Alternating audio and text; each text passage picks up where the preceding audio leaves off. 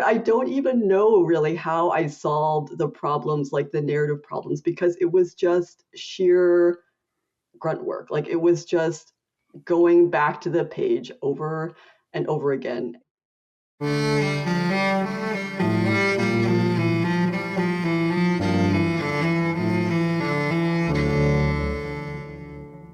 Hello and welcome to Emerging Form. I'm Christy Ashwanden. And I'm Rosemary Watola-Tromer, and this is a show on creative process. Hey, Christy. Hello, Rosemary. So today we're going to be talking about eureka moments and actually about lack of eureka moments. Yeah, I was like, not quite. Yeah. But it made me think, have you had a eureka moment lately with your creative process, Christy? Lately. I mean, not really. I feel like, I don't know. Usually the eureka moments are kind of small. Like it's like, I have this very specific small problem. It's rare to have one. You know what I mean? It's like, oh, I can't quite, should I start the story with this or with something else? I'm not sure. Versus like, oh, this is going to be my next book, or the sort of big eureka moments. I think that they're few and far between, maybe even non-existent. Although I will say I got food poisoning one time and I was like, oh, I was lying on the couch and just miserable. And in my sort of delusion, I had an epiphany about what the ending of this particular story I was working on was going to be. It came to me in this like food poisoning induced hallucination. So that's probably my biggest eureka moment, actually. I was like, oh my God. Not recommended, however. No, don't try this at home. No. Yeah. What about you? Well, I'm thinking now that I probably have many, many small moments, but I get so excited about them, you'd think they were big. I feel like every time we talk, you're like, oh my God, this thing happened. It was amazing. I feel like there's a lot of discovery. And I had this very exciting thing happen not too long ago, this last weekend. So just a couple days ago, my friend Augusta and I were leading a class about, well, the topic of the class was, what is here? And we were talking about seeing and noticing. And one of the ways that we were thinking about it was this word darshan, which I always thought it meant blessing, like you get a darshan from a saint, right? They bless you. Well, it literally means to see and to be seen. And I was thinking about the gift of a poem, the blessing of a poem, and maybe any creative act is this. Not only are we seeing, in which we're unidirectionally looking out, and this is what I'm able to access of the world, but the creative process allows us to enter into that larger awareness that helps us to see that we're also being seen. So that it's not that lone, all of a sudden, and this is how we are in relationship with the world in a creative act.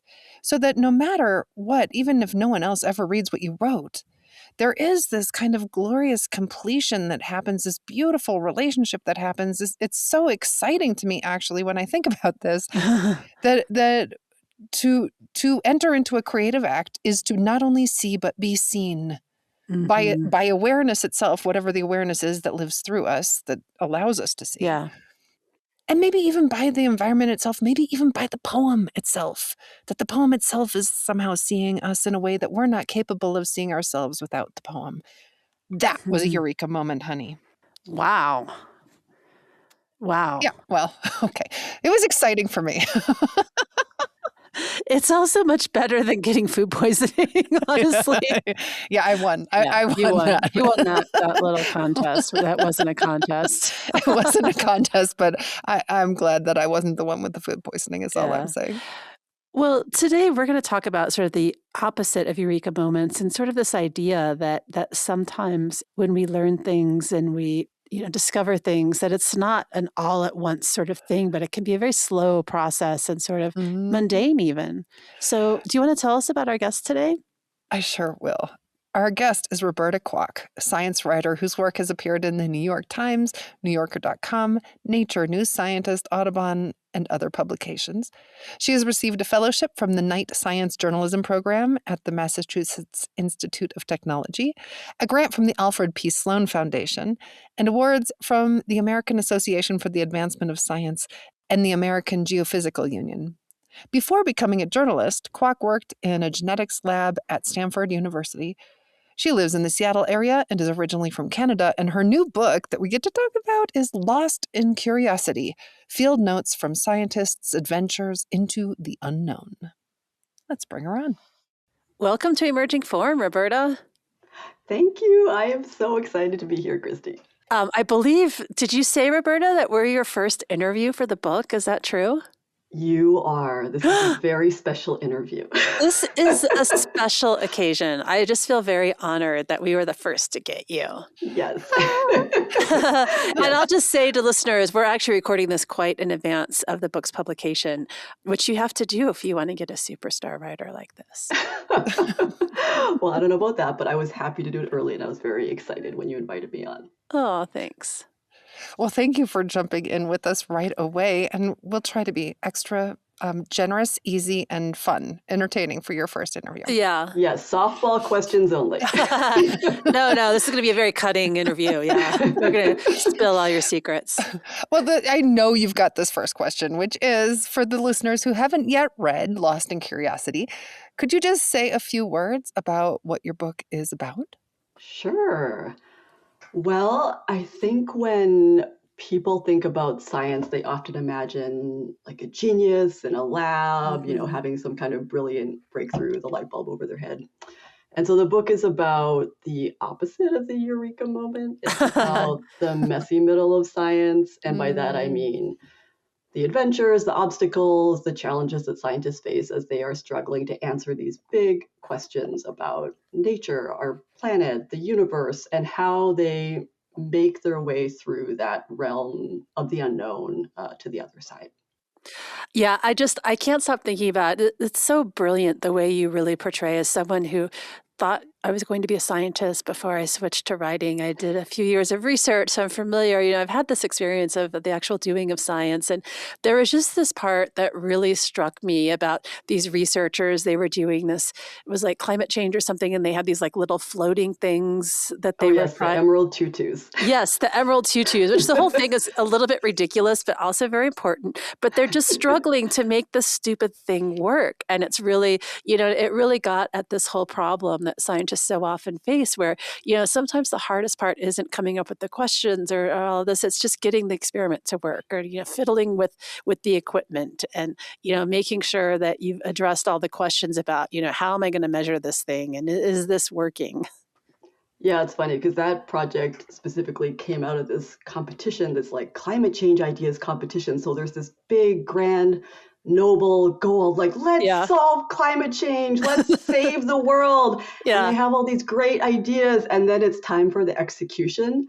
And they're like, oh, okay, these things that we made, they're like ripping apart and stuff is leaking into the pool. And what do we do now? I mean, there's just like the messy reality that intrudes after the grand idea. Yeah. Which is so how all process is, really. Like, it's so perfect for us to talk about it on Emerging Forum because, of course, that's how it is for scientists. Of course, this is what it's like when we're writing a book, when we're writing a poem, when we're making a piece of art. So let us in a little bit on the secret of why. Like, why did you think this is what I want to do? What was the genesis for your book? Well, if we want to go all the way back. Yes, let's go all the way back. Let's go all the way back. Okay. Yeah. So actually, it was almost exactly 20 years ago. So this would be 2006. Oh, wow. Wait, 2006 was 20 years ago? Oh, my God. It was 20 years ago. 2006, I'm an English graduate student in Indiana, and I'm writing a science essay. And I think I'm going to follow my friend Ben, who's an evolutionary biologist, as he does this sunflower experiment. That sounds fun. And, we're going to collect leaf samples, and he's going to use this to figure out like how sunflowers enter puberty, as he calls it, and start flowering and how they respond to light. And so I'm tagging along, helping him. And from my perspective, all these things are going wrong, like the growth chamber malfunctions, and we mess up a bunch of samples, and the lights are supposed to be going on and off at certain times, and they're not. And this is like a 20-hour experiment. So we started at 7 a.m. and we went back every few hours all the way until 3 a.m. And then at 3 a.m. at the end, Ben is like, oh, yeah, I think I'm just going to redo the entire experiment. I'm like, what? I'm exhausted at this point. Like, don't stay up this late. Anyway, so that made an impression on me, just his dedication, his perseverance, his commitment to his research question. And so then I guess fast forward about 10 years or so, and I'm still kind of thinking about the night with the sunflowers. But I'm a science journalist at this point, so I'm writing news stories. I'm writing about the results that scientists found, like the questions they answered. But I know that there is so much more to these stories. Like there are months or years of mistakes and failures and doubt and uncertainty that precede the discoveries. So I just wanted to tell those stories that are so often not told when we're just reading the news. Yeah, the book is really a sort of insight and a look behind the curtain at the process of science and like what does it take to learn things and to get results and to, try to answer a question about the world. Yeah, and it was a privilege to get to see that, to see the thought process. Like sometimes it's a physical journey where they're literally trying to get to a remote site on a glacier, or they're trying to find a little frog in a rainforest. But sometimes it's more of an intellectual journey where it's like this sort of battle of ideas. And I think both of those journeys were really intriguing to follow. Were there moments where you did have that feeling of, oh my gosh, this is just what it's like to try to write a book? Like, were you making those relationships by yourself in real time? Or? Let me think about that. I mean, I remember there's one moment when I was in Greenland reporting the geology chapter. And so these glaciologists are trying to understand what is happening to the water that flows to the bottom of the ice sheet through like these huge crevasses that are gashing the ice. How is that potentially sort of lubricating the ice and making it flow and affecting sea level rise? And there are so many unknowns, and they are trying to capture this hugely complicated process with equations and computer models.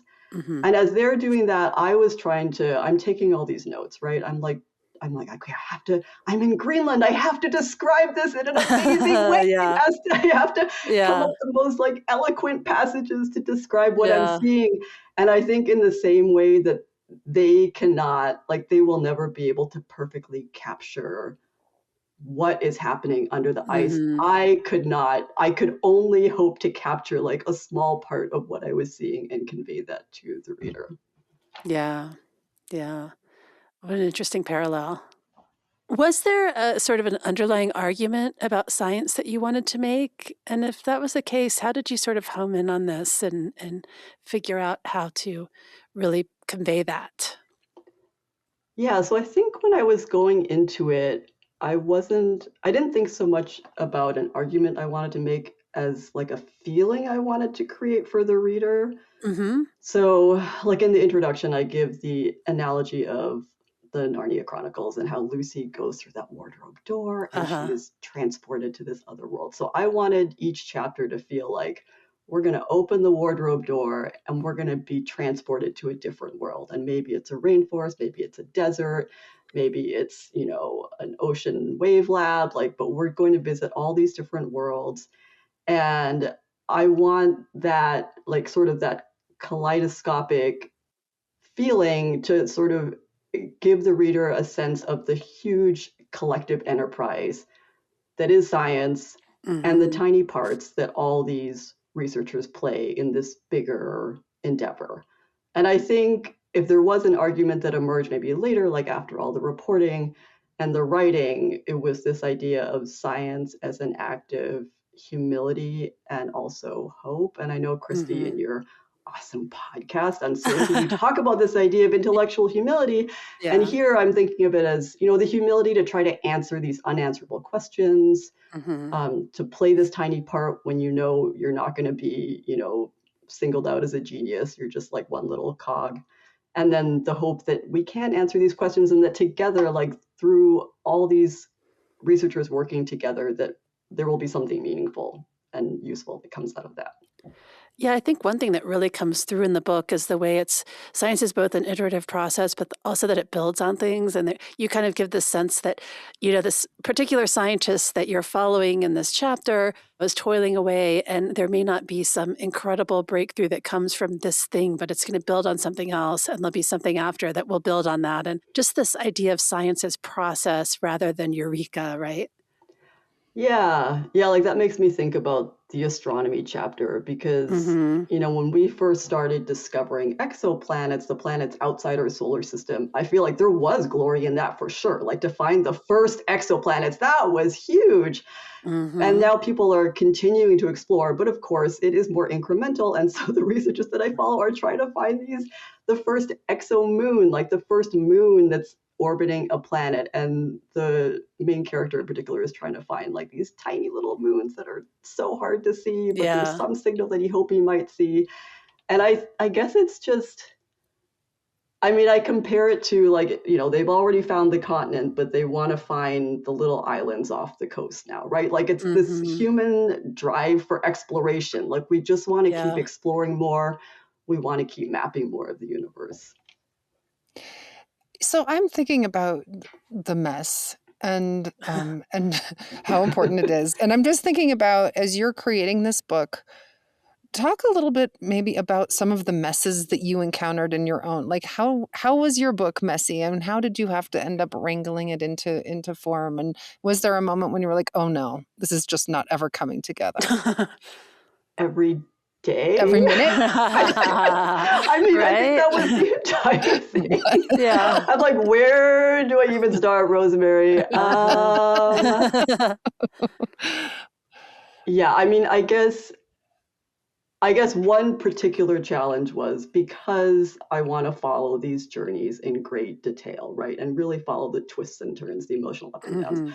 There's just, at least particularly for some chapters, there was just a lot of material to be gathered, right? And to sort of sift through all that and figure out like, what am I going to keep in? What am I going to leave out? Because I cannot give readers a play-by-play of every single conversation because the book will be 4,000 pages long. So I Yeah. really had to pare away at, okay, what are the most pivotal turning points, like the moments of highest emotion, like I said, the twists and turns that readers need to know for it to feel like a story that's moving along. Because science does move slowly, but you don't want the book to move slowly. Like you Right. don't want to feel like the book is moving at a glacial pace. So so I had to edit quite a bit. Well, and I guess even beyond, what is the moment when, but how do you end up meeting those messy moments? Like, is there some part of you that panics and you're like, oh no, it's way too messy. How am I ever going to? And how do you meet a moment like that as a writer? Like, how do you pep talk yourself? Or is there an organizational thing you do? Or what do you do in those moments of great mess? How do you confront them or show up for them? Well, Christy knows about my spreadsheets. Oh, yeah. She is the spreadsheet meister. So I am a planner, right? So yes, there would be times when there was just so much to do. It was kind of like, I don't know, this must be what it's like when people try to declutter their homes or something and they just like unearth their entire closet and like everything is all over the floor and you have to get rid of stuff and you have to put things together into some reasonable order. And so I would try to make plans like, okay, I'm going to do this thing for this chapter this week, and I'm going to do this thing for this chapter another week. And what was funny was that I often just did not end up, like, it's not like those plans ever crystallized or manifested or anything like that. But I needed to feel like there was hope that they would. Uh-huh. And there was the possibility that I could work through it. But Rosemary, I don't even know really how I solved the problems, like the narrative problems, because it was just sheer grunt work. Like it was just going back to the page over and over again and revising over and over. I know Rosemary's like sighing. No, that's the truth, but that's the truth. I mean, how grateful am I to hear that it's like that for you? It's not just me. Yeah. Right? Because Roberta, who isn't it like that for? I mean, I think there is this kind of idea. Everybody hopes maybe there's this grand, oh, well, all you do is this. When the truth is, no, you show up and meet that page day after day after day. I don't know how this is going to work. This isn't going to work. Oh, and I'm not doing what I thought I would. Oh, and this is what I am doing. So I feel like, no, that was exactly the right answer. There does seem to be some sort of weird magic in it too. I remember doing an interview at the Open Notebook right after my book came out, and she was being so sweet and praising some aspect of it. And she said, "How did you do that?" And I said, "I have no idea. I'm glad that you see that there. I'm glad, but I don't know how I pulled it off. I couldn't tell you." Yeah, that was my exact reaction when Yeah. Rosemary, like when you asked me that question, I was just like, Uh, I don't know. Like maybe I did do something, but I blocked it out now, and Yeah. I don't know what I did. Yeah. Okay, so Roberta, I remember when you were first talking about this book, you had really described it to me as sort of like a collection of essays. That's how you were envisioning it. And that's not what you wrote. It's not just a bunch of, essays squished together. It's much more than that, not to disparage essays, but there is some sort of kind of through line and sort of building and theme development and all that. How did that happen? And first of all, am I remembering correctly that you envisioned them as essays, and how did that change? Yes, that was a point of confusion for me, I Uh-huh. think, that I struggled with. So my initial thought was, okay, I know there's going to be a first person narrator, I'm going to have some first person, so therefore it's an essay. Uh-huh.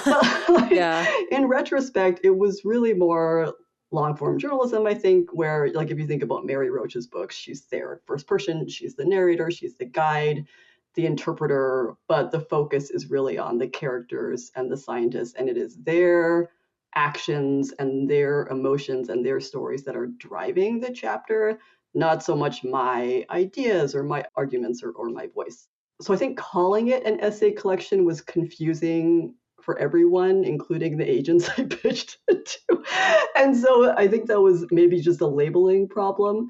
But I guess more broadly speaking, it was really difficult to figure out the voice and how much I was going to be in there. I mean, how much does the reader want to hear from me? Mm-hmm. Do they need to hear about how I'm out of shape and can't climb over a fence, or does that help them relate to me? Like, I don't know. So it took some trial and error to get it to a point where it felt like I'm there as a kind of friendly guide, but not more than I need to be. Mm-hmm. Yeah, absolutely. and what did you end up learning then about your own creative process as you were going through all of this? So I think one thing that surprised me was that the field reporting was not as important as I thought it would be. I think as journalists, we always feel like we've got to be in the field, we've got to be in the lab, like that's where we're going to get all the great color. And of course, I am glad those moments are in the book. I'm happy I have those scenes in the book for the times when I was able to get out in the field. But I think looking back, what was more crucial than that was just having those conversations with scientists over and over again, where they really opened up to me about their thoughts and their feelings and their struggles. And that I think was just as dramatic as any sort of boots on the ground, me describing what I'm seeing in the lab. That's interesting. And I wonder, how do you sort of get that out of them? I mean, you have to sort of win their trust, first of all, so they'll open up. But I also feel like, so much of this book is not about like, tell me about your aha moment. It's like, okay, tell me about the drudgery. What is it like to be out in the field waiting for the weather to turn so that you can do your experiment? Or what is it like to find out that, your instrument didn't work and you have to go back out and do it again? Like, how do you tease that out of people? Because I would imagine it's not the first thing that they want to talk about, right? I don't know. I think some of them do want to talk about Oh, it. that's interesting. I mean, Okay. I think not everyone, of course, Yeah. but I think for some people, maybe it's the first time anyone's cared to ask, really, you know? And I think part of the work of putting together the book was just choosing the scientists that I was going to focus on. Yeah. And part of that is figuring out in those initial conversations, are you comfortable talking about this kind of stuff? Mm-hmm. Because if they're not, then that's fine, but it's probably not going to work so well for the book. But many of the people that I did choose to include in the book, they were very open, and I think it's maybe more a matter of like personality. Like they were just willing and comfortable talking about what they were going through. And how did you, so you ended up, it's 9 different research projects, Right. researchers, Yeah. right? Mm-hmm. How did you, one thing I notice, of course, there's a wide variety. It's not like 6 biology stories or whatever. Right. But how did you make those choices and select those? And, how many people did you have to talk to get those 9? So I think I knew from the beginning that I wanted it to be really wide-ranging in scope. There would be astronomy, there would be zoology, there'd be ecology, physics, all these different fields represented. And then for each field, I mean, it was more instinctual than anything. So I had to set up a bunch of preliminary interviews for each chapter, like, 5 or 6 different geologists. And these are just people that I'm finding in various ways, online or through research journals or whatnot. And there has to be some kind of spark in that initial conversation that makes me want to know more. There has to be a connection, like an emotional connection, I think, between me and the scientist. And I do literally get goosebumps during interviews, and that's how I know. So so if I get the It's a good goosebumps, sign. that is a more reliable indicator to me than anything else that I'm going to get out of the interview. So I love that you get goosebumps and that this is one of your tuning fork moments, like, oh yes, okay, this is going to work. Are there other ways that your body ever gets involved in your practice? I'm always interested in this. How much are you aware you have a body when you're writing, or do you just go whoosh into the head? I have never thought about that, Rosemary. Let me think. I mean, clearly the goosebumps are an example of this, where you get yes. the goosebumps and you're like, oh, there. I think for me in poetry, of course, when I start crying, I'm like, oh yeah, no, I'm And let's be clear, she cries a lot. And let's be clear, I cry a lot. But I also think that there are things that I notice about, I'd notice it in my breathing, or I notice it in this intensity, or I start sweating, or I know that for so many years I wrote without a body, and now I think, oh my God, how did I ever write without my body?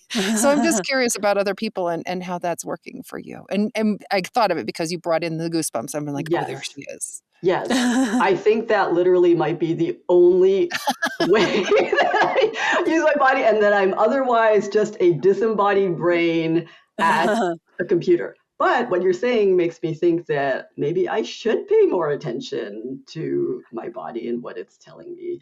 I feel like you're going to come back to us and say, I realized there's this other thing. And what about I actually this? realized, yes, when my kneecap does this thing, that's the sign. I don't know that I think it's that, specific. Like every time I tell the truth, my kneecap starts to shiver. But I think there's an invitation that our body gives us to say, hey, I'm here to help you. Because it is, of course, so much of it is the brain. So much of it is just sitting there and figuring it out. And my husband used to come up and find me, crouched in all kinds of crazy positions in the house. He'd be like, what are you doing? Like he'd like literally pull my shoulders back and like help me sit up straight. And because I'd be contorted into this little pretzel. I don't know. I just think it's interesting, something to think about.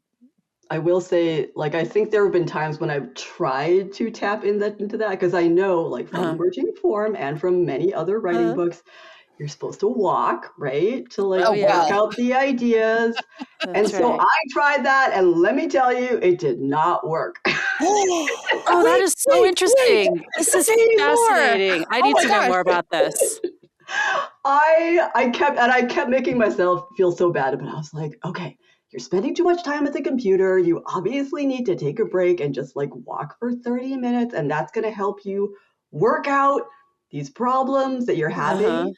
And maybe it's just me and the way my brain works, but literally nothing happened during the walk. That is so interesting. I just got kind of bored, and I kept thinking, okay, is that enough? Can I go back home now? I don't know. Yeah, I think it is more likely to happen if I am unloading the dishwasher. That does seem to be useful. Yeah. Yeah, it's kind of, I think, in a time when your brain has permission to do something else, so it kind of lets go, right? Yes. And then all of a sudden the creativity creeps in.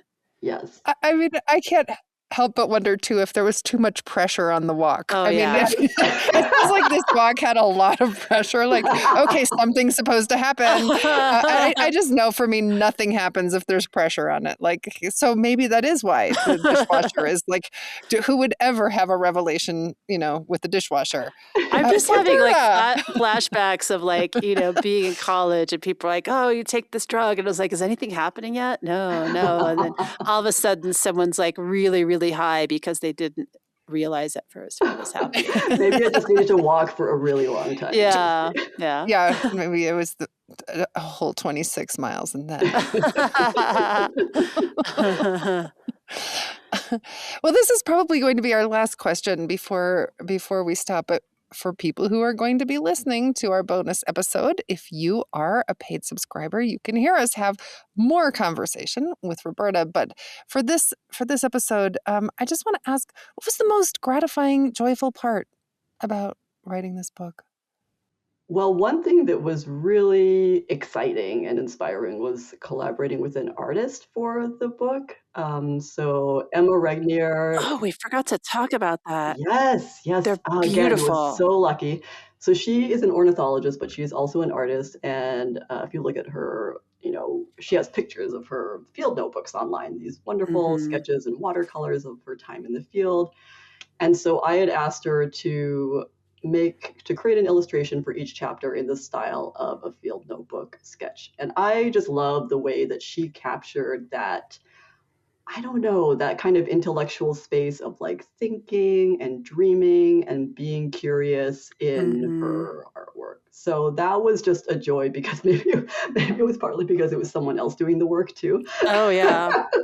Like I had done the hard work of writing and then I was able to just hand that over to her and let her create something beautiful out of it. So I love that part of it. They're gorgeous. And you're right. She really captures kind of the essence of the stories inside. And there's something kind of magical about collaborating with someone where they sort of take your idea and make it their own a little bit, but take it the next step. And you're like, oh, yes, that's what I had in mind. But you made it even better, right? Yeah, I had no idea what she was going to do for each chapter. But when I saw each drawing, I was like, oh, yes, that's perfect. I understood completely. Yeah. All right. And speaking of perfect, your title, I love it. But was that always the title or did you come up with that later? Or how do you feel about your title? That was not the original. I love the title, but that was not the original title. I'm very glad that we landed on that title because the working title for so long was Minutia. Oh, yeah. That's this is so much so much better. Which was not a good title at all because I think initially there were kind of like two competing themes initially. Like there was the messy middle, but there was also this idea. It's like, the tiny details that scientists pursue to answer big questions, and Minutia was supposed to encapsulate that. And I was getting a lot of feedback just from like people early on, like, are you sure? But like about that title, like it's hard to pronounce and it maybe sounds a little boring. But thankfully we did come up with something better. Oh, I love Lost in Curiosity. Yeah. Yeah.